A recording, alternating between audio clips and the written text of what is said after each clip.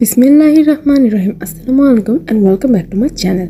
आज আমি আপনাদের খুব সুন্দর একটি মজাদার রেসিপি করে দেখাবো, যার নাম হচ্ছে চিলি পুডিং। প্রথমে যা যা লাগছে, আমি একটি 500 ml 7 একটি পাত্রে ঢেলে নিলাম। আমি এখানে পুরো 500 ml ইউজ করছি।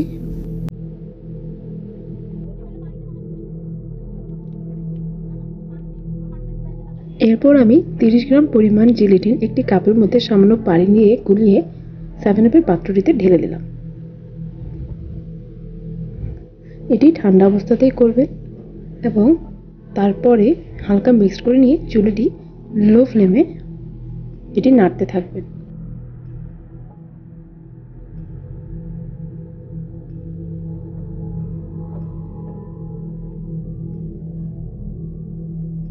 এটি নাড়তে থাকুন যতক্ষণ পর্যন্ত না জেলাটিনটি ভালোভাবে মিক্সড হয়ে যাচ্ছে এবং মিশ্রণটির মধ্যে একটি হালকা আঠালো ভাব না চলে আসছে। এই পর্যায়ে জেলাটিনের সাথে 7 আপটি ভালোভাবে মিশে গিয়েছে। এবার চুলো বন্ধ করে মিশ্রণটি কিছুক্ষণ ঠান্ডা করুন। এরপর একটি পাত্রে কিছুটা জেলাটিন ঢেলে নিয়ে এতে আমি কিছু কালার বলস দিয়ে দিচ্ছি। আপনারা চাইলে ফ্রুট কালারও ইউজ করতে পারেন। আমি এখানে 2 কালারের কালার বলস ইউজ করব।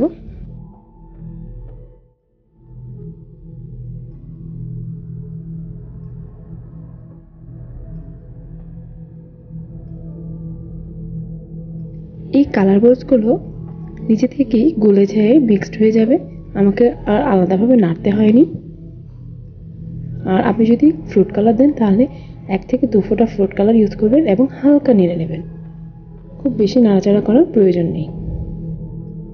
দেখুন কি সুন্দর একটি কালার টেক্সচার চলে এসেছে। এবার আমি এটাকে ফ্রিজিং করতে রেখে দেব 2 ঘন্টার জন্য।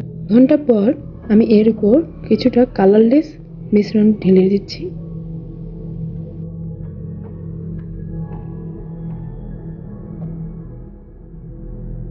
আমি এটিকে তাড়াতাড়ি জমাট বাঁধার জন্য ডিপ ফ্রিজারে রেখেছিলাম 2 ঘন্টার জন্য।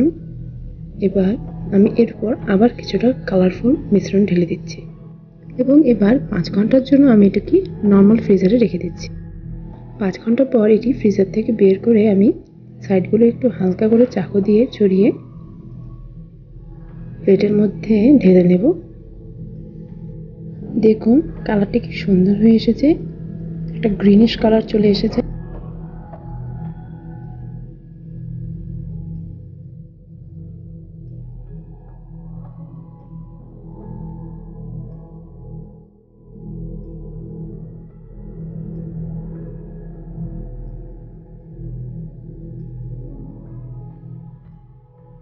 এই কাজটা একটু সাবধানে করবেন, চারপাশে চেপে চেপে নিয়ে খুব সাবধানে পুডিংটি বের করবেন।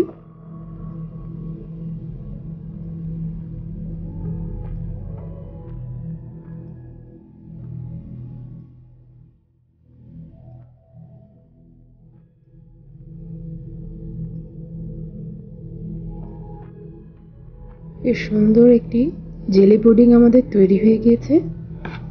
যেহেতু 7 আপের মধ্যে প্রচুর পরিমাণে সুগার থাকে, তাই আমরা এখানে কোনো পরিমাণ সুগার অ্যাড করিনি। তবে আপনারা যদি চান একটু মিষ্টি খেতে, তবে আপনারা সুগার অ্যাড করে নিতে পারেন শুরুতেই। এবার আমি এর চারপাশে কিছুটা স্প্রিঙ্কেল বল ছড়িয়ে দিয়ে ডেকোরেশন করে নিচ্ছি।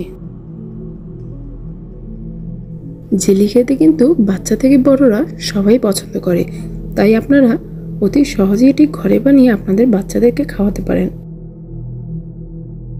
আমাদের জেলি পুডিং অলমোস্ট রেডি। এবার আমি এটিকে কেটে দেখাচ্ছি।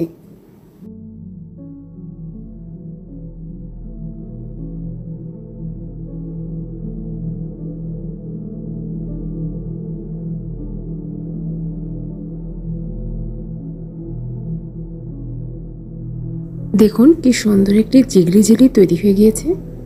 ভালো করে লক্ষ্য করলে দেখতে পারবেন এর মাঝের অংশে যে আমি সাদা জেলাটিনটি ইউজ করেছি সেটি কিন্তু সাদাই রয়ে গেছে এবং দুপাশে কালার হয়ে গেছে।